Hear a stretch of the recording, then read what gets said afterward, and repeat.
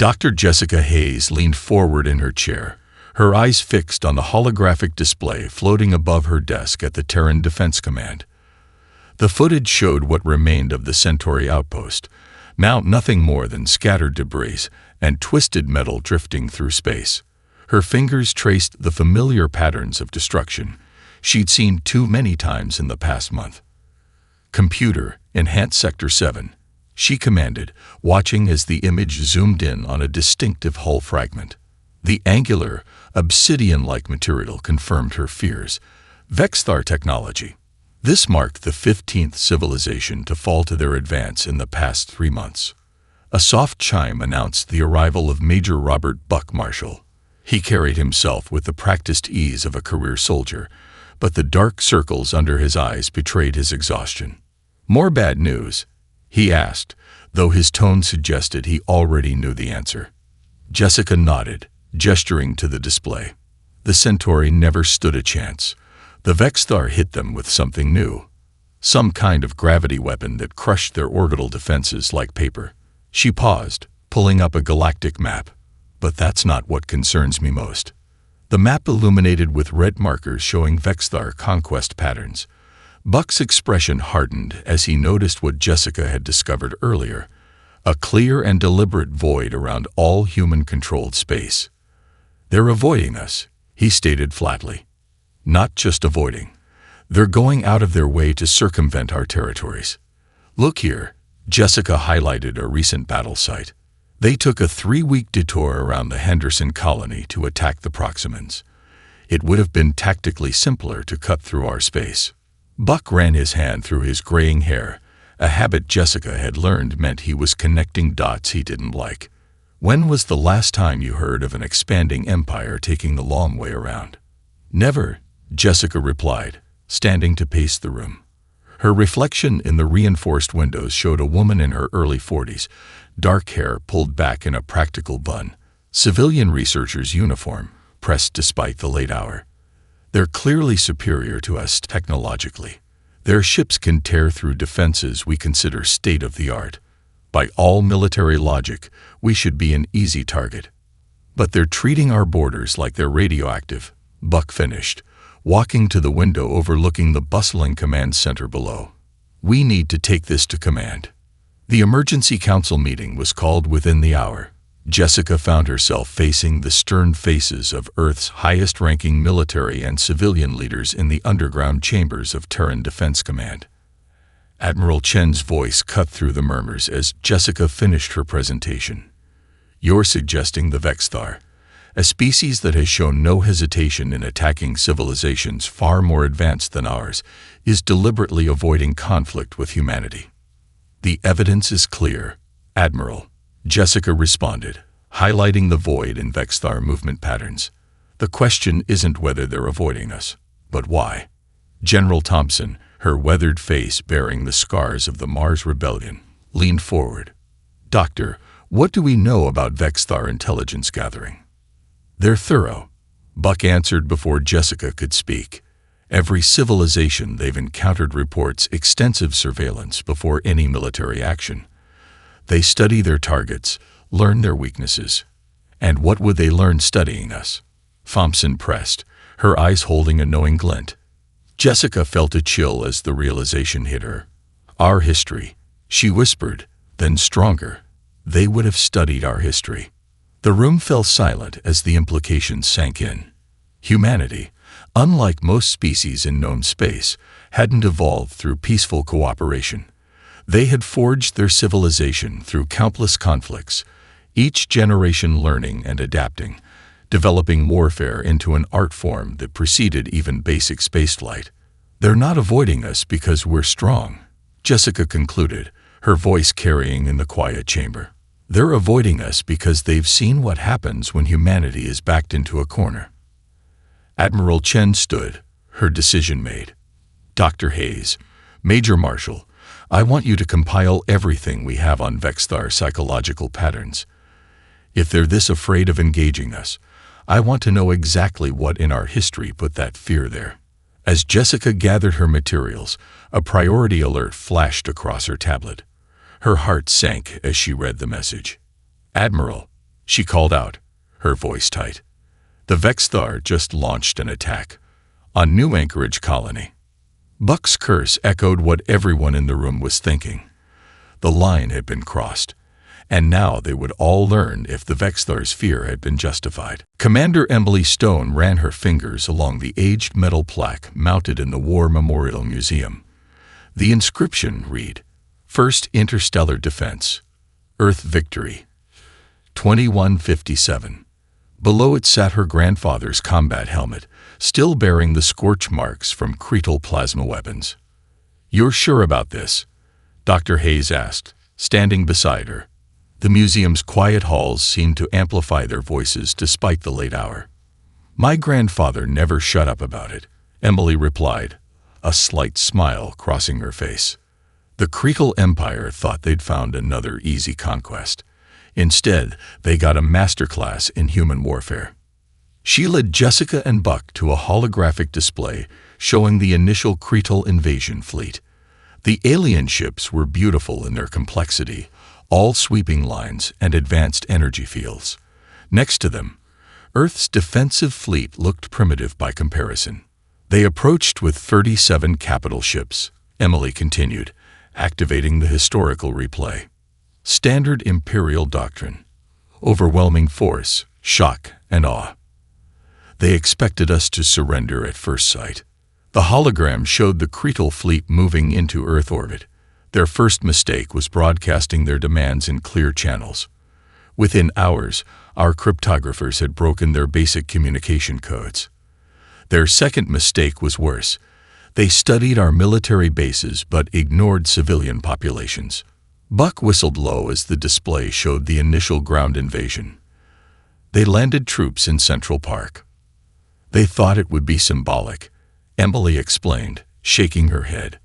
They didn't realize that every New York kid who grew up playing Capture the Flag in that park knew the terrain better than their advanced mapping systems. A hologram shifted to show street-level combat. Cretal soldiers, encased in advanced battle armor, moved in textbook formations. Against them, humans fought from sewers, subway tunnels, and building windows. Every civilian vehicle became a potential bomb, every construction site a source of improvised weapons. The Cretal had never encountered anything like it, Emily continued. Their military doctrine was based on fighting other advanced species. They had no protocols for dealing with humans turning their own technology against them. A group of high school physics students figured out how to disrupt their shield frequencies using modified microwave emitters. Jessica leaned closer to the display, but surely their superior technology meant nothing, Emily interrupted, because they failed to understand one fundamental truth about humans. We've spent more time fighting each other than most species have existed. Every trick, every dirty tactic, every unconventional strategy they encountered, we developed fighting ourselves. The hologram showed the turning point. Cretal forces retreating from major cities worldwide, their perfectly ordered formations broken by constant guerrilla attacks. The final straw came when they realized even human children were a threat, Emily said, pulling up footage of a playground. They watched 10-year-olds playing war games with better tactical coordination than their veteran units. It terrified them to realize we turned warfare into a cultural cornerstone. Buck studied the casualty figures scrolling past. 3 months. They lasted 3 months against a technologically inferior species. The empire that had conquered 17 star systems was pushed back by humans using technically primitive weapons and superior tactics, Emily confirmed. When they retreated, they left behind a warning to other species. Humans don't lose ground wars. Jessica's tablet chimed. Another update from New Anchorage. The Vexthar ground forces had begun their landing operations. History's repeating itself, Emily observed, watching Jessica's expression. The Vexthar are about to learn the same lesson the Cretal did. Humanity's strength isn't in our technology or our weapons. It's in our nature, Buck finished. We're the species that turned survival into an art form, that developed 1,000 ways to fight before we ever left our planet. Emily picked up her grandfather's helmet, running her thumb over a deep gash in its surface. The Cretal commander wrote in his final report that fighting humans was like fighting ghosts. We were everywhere and nowhere. Every civilian a potential soldier, every household item a potential weapon. She placed the helmet back on its pedestal. The Vexthar studied our history. They saw what happened to the Cretal. That's why they've been avoiding us. Until now. Jessica's tablet chimed again. New Anchorage Colonial Defense is reporting first contact with Vexthar ground forces. Then it begins again, Emily said softly. Let's hope the Vexthar are faster learners than the Cretal were. Lieutenant James Wolfe Parker stood at parade rest in Orbital Platform Alpha's diplomatic reception chamber, watching the Vexthar shuttle dock through the reinforced viewport. His dress uniform felt stiff, but his expression remained neutral as Ambassador Corell's tall, angular form emerged from the airlock. The Vexthar diplomat moved with fluid grace that belied his species' fearsome reputation. Iridescent scales caught the station's artificial lighting, and multiple sets of eyes blinked in sequence as they adjusted to the human standard illumination. "Welcome to Orbital Platform Alpha," Ambassador Parker said, offering the traditional greeting gesture they'd been briefed on. Right hand open, palm upward. "I trust your journey was comfortable." Corell's translator processed the words before he responded, his tone carrying the distinctive harmonic overtones of his species. "Your accommodation is adequate." He glanced around the reception area, mandibles twitching in what Parker recognized as barely concealed disdain. "Though I expected to be greeted by someone of higher rank." Parker smiled, the same smile that had unnerved countless poker opponents during his Special Forces days. "I assure you, Ambassador, I'm perfectly qualified to conduct your tour of our facilities." The first stop was the station's hydroponics bay. Corell examined the growing plants with obvious superiority. Primitive sustenance cultivation. "We automated such processes centuries ago." "Interesting perspective," Parker replied, picking up a simple gardening trowel. "Though I suppose that's the difference between our species. Where you see inefficient food production, we see multiple applications." He balanced the trowel in his hand. "This tool, for instance, in trained hands, it's as effective as any combat knife." Corell's scales rippled, a sign of discomfort. "You speak of weapons during a diplomatic tour." "I speak of adaptation, Ambassador. It's something we humans excel at." The tour continued through the station's various sections. At each stop, Corell would boast of Vexthar superiority, and Parker would casually demonstrate how humans could turn everyday items into advantages. The exercise equipment, improvised barricades and weapons. The communication system, easily converted for electronic warfare.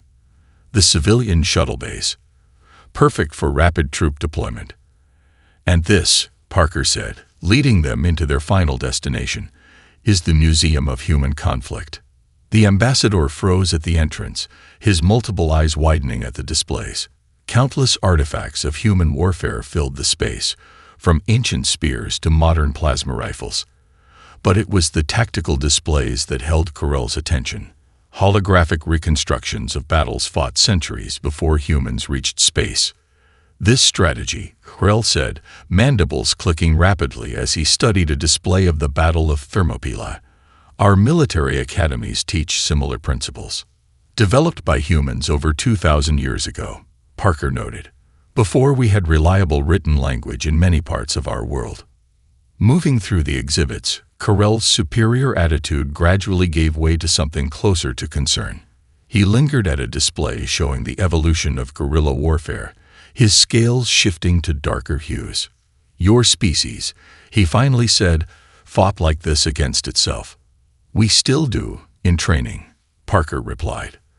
"Those war games you passed, the ones you dismissed as primitive recreational activities. Our children play them for fun, developing tactical thinking before they can even read." Corell's translator struggled to maintain his harmonics as he spoke. "Your younglings train for combat. Voluntarily." "Ambassador," Parker said, stopping at the museum's final exhibit, a simple playground seen through a tactical analysis overlay. "Everything humans do can be adapted for survival. It's not just our military you'd face in a conflict. It's our culture, our history, our very nature. The ambassador's composure finally cracked. Your species has turned warfare into an art form. No, Ambassador, Parker corrected, his voice soft but carrying clearly in the quiet space. We turned survival into an art form. Warfare is just one brush we paint with. Krill stood silently for a long moment before his translator clicked back to life. I must adjust my report to the High Command. Certain recommendations need to be revised.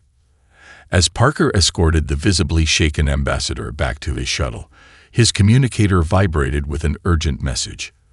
The Vexthar attack on New Anchorage was underway.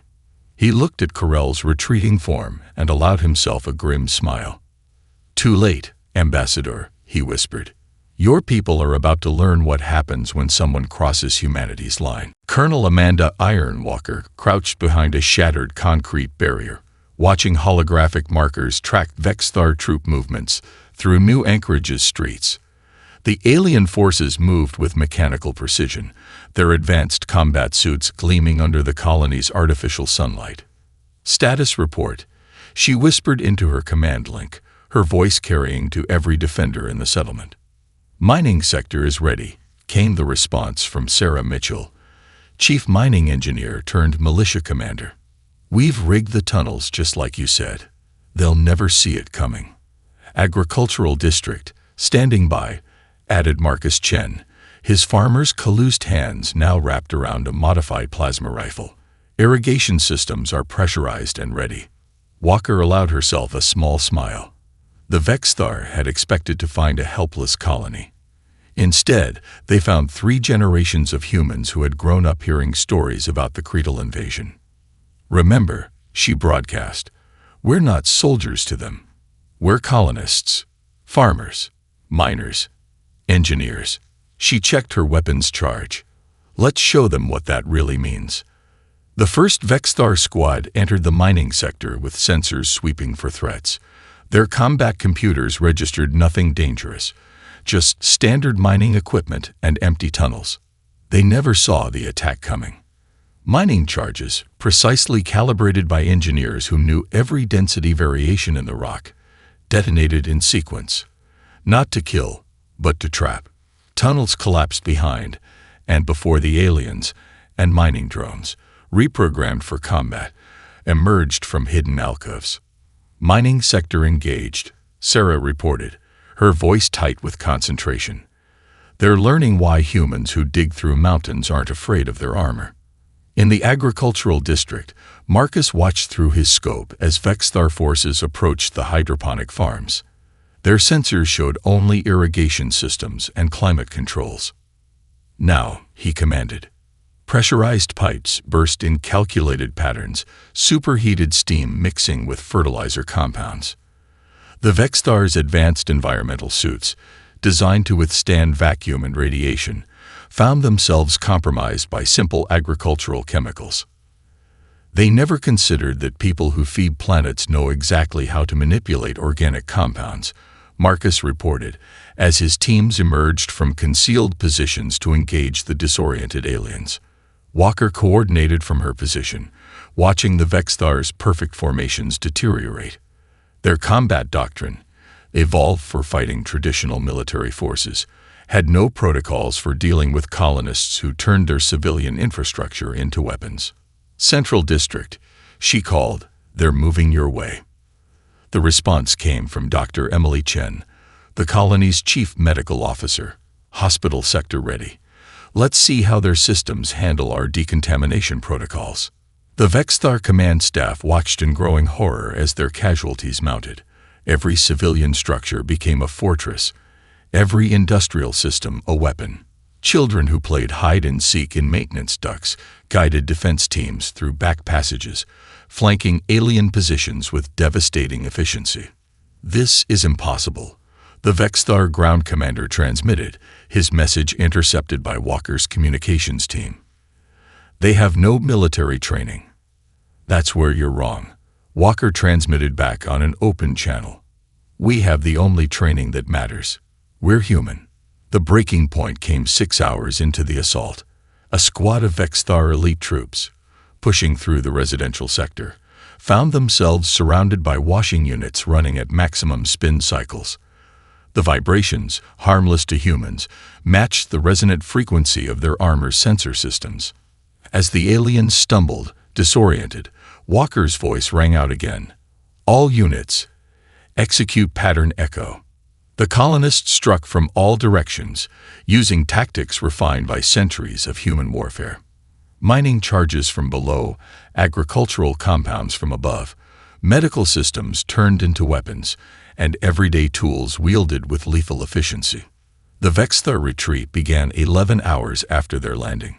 Their surviving forces fled to their ships, leaving behind advanced weapons and equipment now turned to human use.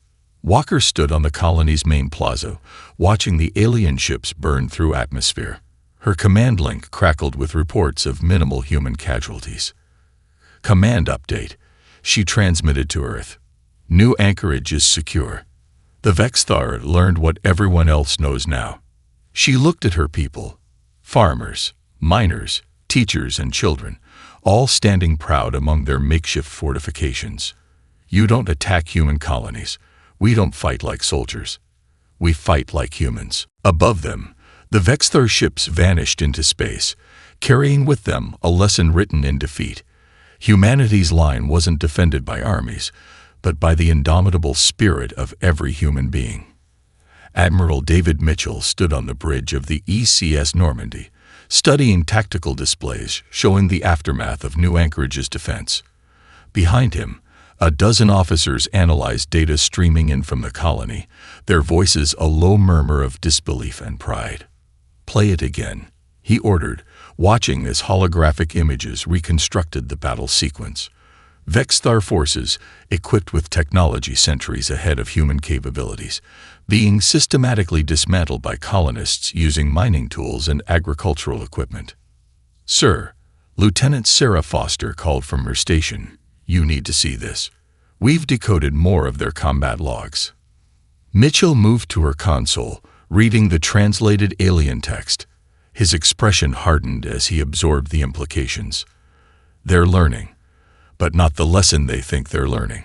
The tactical display shifted, showing Vexthar fleet movements. Their forces were regrouping, adapting their strategies based on the New Anchorage defeat.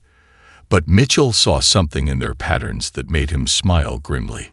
"They think they can learn to fight like us," he said, addressing his bridge crew.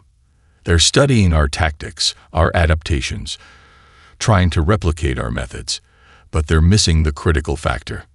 Commander James Reynolds looked up from his station. "The human element, sir." "Exactly." Mitchell activated the ship-wide communication system. "All hands, this is the Admiral. I want every department to implement Protocol Omega.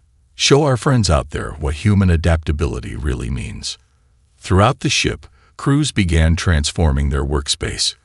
The medical bay reorganized into a combat hospital, civilian supplies becoming emergency medical equipment. Engineering crews modified maintenance drones into reconnaissance units. Even the ship's hydroponics section, designed for long-term food sustainability, began producing compounds useful for electronic warfare. "Sir," Foster reported, "the Vexthar are transmitting again. They're confused. Their sensors show our ships reconfiguring in ways their combat computers can't predict." Mitchell nodded.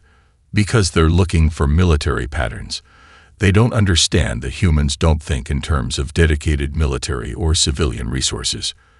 To us, everything is potential." The bridge crew watched as nearby civilian vessels began similar transformations. Cargo ships adjusted their holds to become troop carriers. Mining vessels repurposed their cutting beams for combat. Even personal shuttles joined the effort, their civilian communication arrays linking into a vast defensive network. "They're scanning us heavily," Reynolds noted, "trying to analyze our modifications." "Let them look," Mitchell replied. "Every scan tells them the same thing. We're not following any doctrine they can copy. We're innovating in real time." Reports flooded in from across human space. Colonies were fortifying themselves using methods learned from New Anchorage. but each adding their own unique adaptations.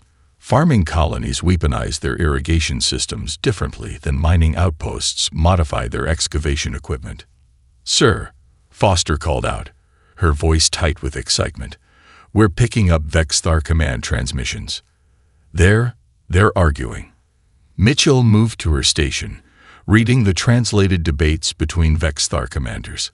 Some advocated immediate retreat, while others insisted they could counter human adaptability with superior technology. "They still don't get it," he said softly. "Computer, ship-wide broadcast." The system chimed, ready to transmit. "All hands, this is Admiral Mitchell. The Vexthar are watching us, studying us, trying to understand how we fight. They're looking for a pattern, a system they can counter. But we're going to show them something they've never seen before. We're going to show them why humanity doesn't just fight wars. We evolve through them." Throughout the ship, crews continued their modifications with renewed purpose. The Vexthar watched as every human vessel, military and civilian alike, transformed into something their combat computers couldn't categorize. "Sir," Reynolds reported, "Vexthar fleet is pulling back. Their formation is breaking up." Mitchell nodded, watching the alien ships retreat. They came expecting to fight a military force. Instead, they found something their advanced technology couldn't quantify: human creativity under pressure. The bridge crew fell silent as the last Vexthar ship disappeared from their scanners. They had witnessed something rare: an advanced species learning fear not from superior weapons or tactics, but from the fundamental nature of their opponent. "Send word to all commands," Mitchell ordered. "The human element remains our greatest weapon. We don't just adapt to survive. We thrive on the challenge." As the message went out, the Admiral allowed himself a small smile. The Vexthar had finally begun to understand what made humanity's line so dangerous to cross. It wasn't defended by weapons or ships, but by the endless creativity of the human spirit. Captain Michael "Ghost" Reynolds watched in horror as the orbital bombardment began. The Vexthar hardliners, desperate after their ground forces' humiliation, had launched a devastating attack on New Anchorage. The colony's shields, never designed for this level of assault, were failing. "Get me Earth Command," he shouted, his bridge crew working frantically at their stations. The holographic display showed the destruction unfolding below. "This is Captain Reynolds of the ECS Shadowhawk. New Anchorage is under heavy orbital bombardment. Requesting immediate." He stopped mid-sentence as his tactical officer, Lieutenant Emma Wright, called out, "Sir, you need to see this. Every human ship within 50 light-years. They're moving."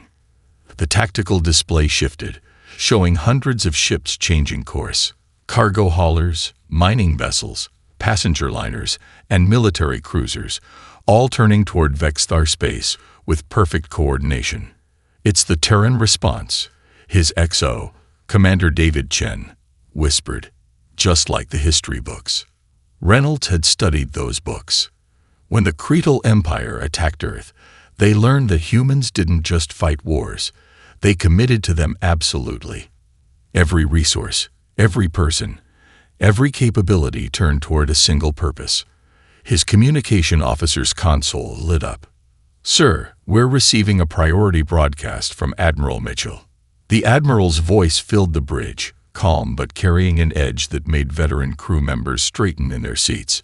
"To all human vessels, the line has been crossed. Implement Case Thunder. This is not a defensive action. I repeat, this is not a defensive action." Reynolds watched as his crew initiated the protocols they drilled countless times but never expected to use. Cargo holds transformed into missile bays. Civilian power systems reconfigured for military operations. Every piece of technology aboard, from food synthesizers to waste recyclers, began shifting to support combat operations. "Sir," Wright reported, "the Galactic Council is broadcasting on all frequencies. They're warning everyone to clear the space lanes. They're saying—" She paused, swallowing hard. "They're saying they recognize the pattern." The pattern. Reynolds felt a chill. The Council had seen this before, when humanity fought the Cretal. They recognized the signs of a species that had evolved through conflict preparing for total war. Multiple Vexthar vessels breaking orbit, Chen announced. They're retreating from new anchorage. Too late, Reynolds said softly. They should have thought about that before the bombardment. Lieutenant Wright, show me the fleet movements. The tactical display expanded, revealing something that would haunt the Vexthar leadership for generations. Every human ship, from the smallest mining craft to the largest colony vessel, was moving in perfect concert. Centuries of military doctrine, refined through countless conflicts on Earth, guided their formations. Sir, his communication officer called out, we're picking up Vexthar transmissions. They're panicking. Their analysts are saying our movements don't match any known military doctrine.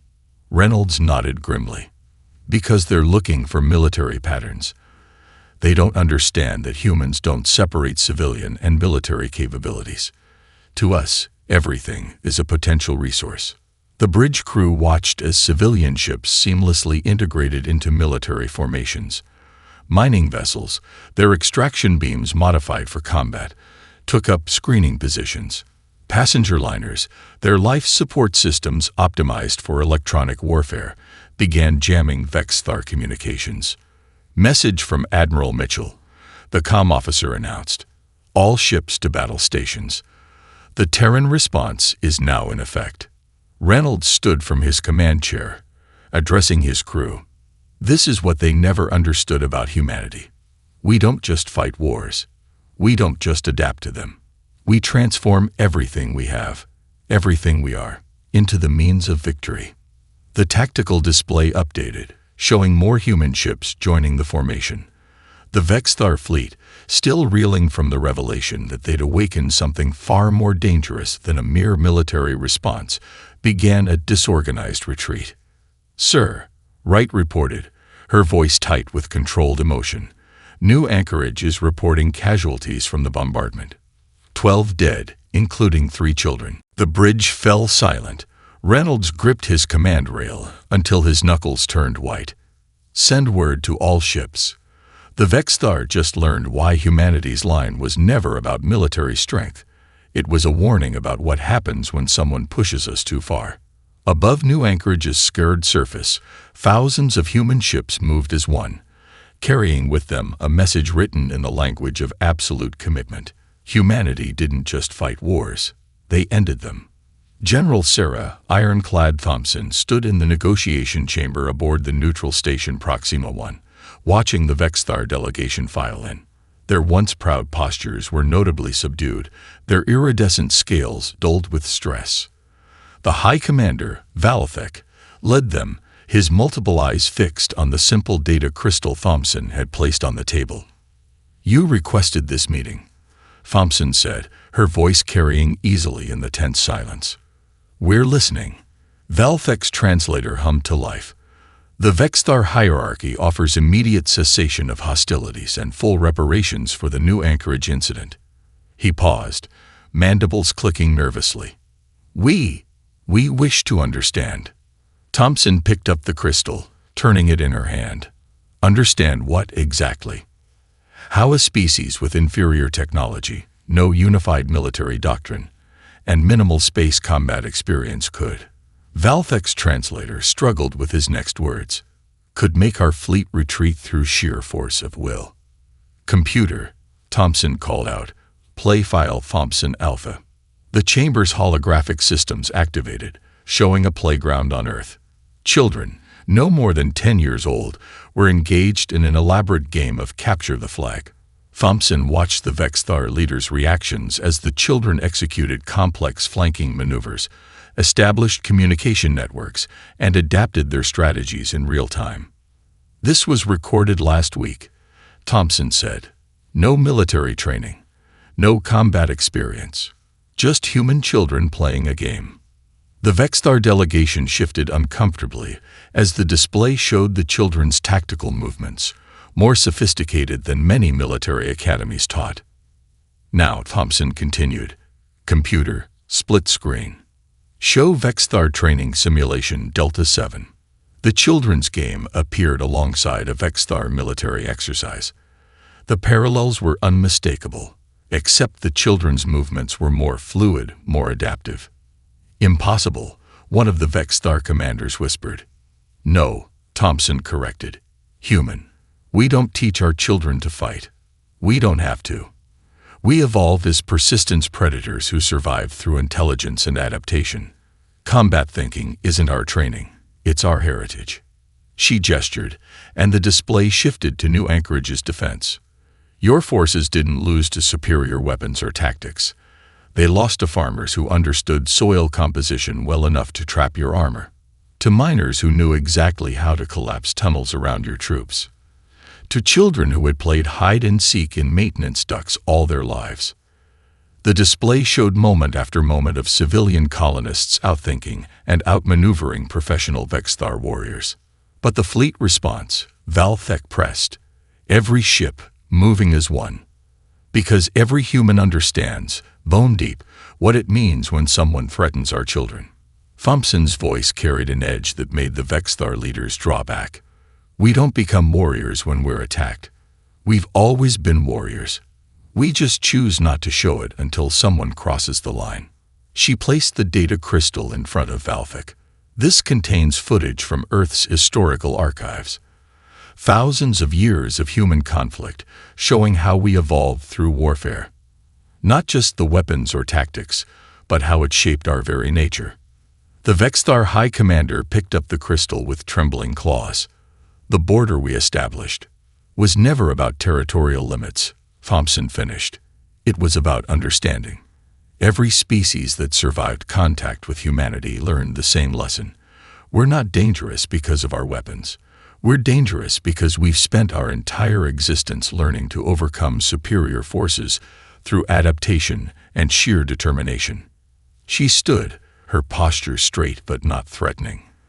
"The reparations are accepted. The line stands. Not as a border, but as a reminder. Humanity doesn't need to be the strongest, fastest, or most technologically advanced. We just need to be what we've always been, survivors who never learned how to give up." The Vexthar delegation rose, their formal gestures of agreement almost hurried. As they left the chamber, Thompson heard Valthek mutter to his subordinates, "Update the warning, boys. The humans don't need defenses. They are the defense." Thompson watched them leave, then touched her communicator. "Command, this is General Thompson. The line holds. Send word to New Anchorage. They can begin rebuilding. And add this to the historical archives. Today, another species learned why humanity's greatest strength isn't in our ships or weapons, but in the unbreakable spirit that turns every human, from child to elder, into a guardian of our line." Dr. William "Will" Anderson walked through the halls of the Galactic Council's Cultural Research Center, surrounded by alien researchers studying holographic displays of human history. 1 month after the Vexthar incident, and the center had been overwhelmed with requests from species wanting to understand humanity better. He paused at a display showing children playing paintball, amused by the group of Centaurian military analysts taking detailed notes on their tactical movements. "Fascinating, isn't it?" Dr. Jessica Hayes appeared beside him, datapad in hand. "They've created an entirely new classification for humanity in the Galactic database. Endemic warriors." Will asked, having seen the term in recent reports. "Species who developed combat as a cultural cornerstone, rather than a necessity," Jessica confirmed, "though I think they're still missing the point." They moved through the center, passing displays of human history. Alien scholars studied everything from ancient cave paintings of hunting parties to modern space colony defense systems, searching for the common thread that made humanity unique. Professor Anderson, a young Proximan researcher, hurried up to them, their crystalline form shimmering with excitement. "We've been analyzing the New Anchorage defense patterns, but we found something unexpected in the civilian response times. We'll examine the data on the researcher's tablet. You're wondering why the colonists responded so quickly to the invasion. Yes, Their coordination was faster than many professional military units, but our records show they had no combat training. Jessica smiled. Show them. We'll lead them to a nearby display terminal. Computer, access Earth Historical Archive, North American section. File label, Home Alone. The screen lit up with scenes from the classic 20th century film. The Proximan researcher watched, baffled, as a child character set up elaborate traps for home invaders. This is entertainment, they asked. A comedy film watched by human children for generations, Will explained. Now, computer, split screen. Show new Anchorage defense pattern, Delta 3. The comparison was striking. The colonists had used similar principles of area denial and resource adaptation, turning everyday items into defensive weapons. You see, Will continued, humans don't separate combat thinking from everyday life. We turn it into games, entertainment, even comedy. Every human grows up learning to think tactically without even realizing it. Around them, other alien researchers had gathered, taking notes as Will spoke. A Meridian anthropologist raised their appendage. But surely this creates a constantly aggressive society. Jessica shook her head. Actually, it's the opposite. Because we understand conflict so intimately, we also understand its cost. Humans aren't aggressive by nature. We're protective. There's a difference. Will nodded, switching the display to show the aftermath of New Anchorage. Look at what happened after the Vexthar retreat. The colonists immediately began helping injured alien soldiers, treating them with the same care as their own wounded. This is what makes humans unique, Jessica added. We can switch from fighters to healers in an instant because both aspects are fundamental to who we are. The displays around them showed scenes from human history. Medics treating enemy soldiers, victorious armies providing aid to defeated populations, children sharing lunch with former playground rivals. The line we draw, Will explain to his attentive audience, isn't about keeping others out. It's about protecting what we value: life, growth, potential. We fight fiercely not because we love combat, but because we understand exactly what we're fighting for. A junior researcher raised their hand. Is this why human children's games are so tactically sophisticated? Exactly, Will smiled.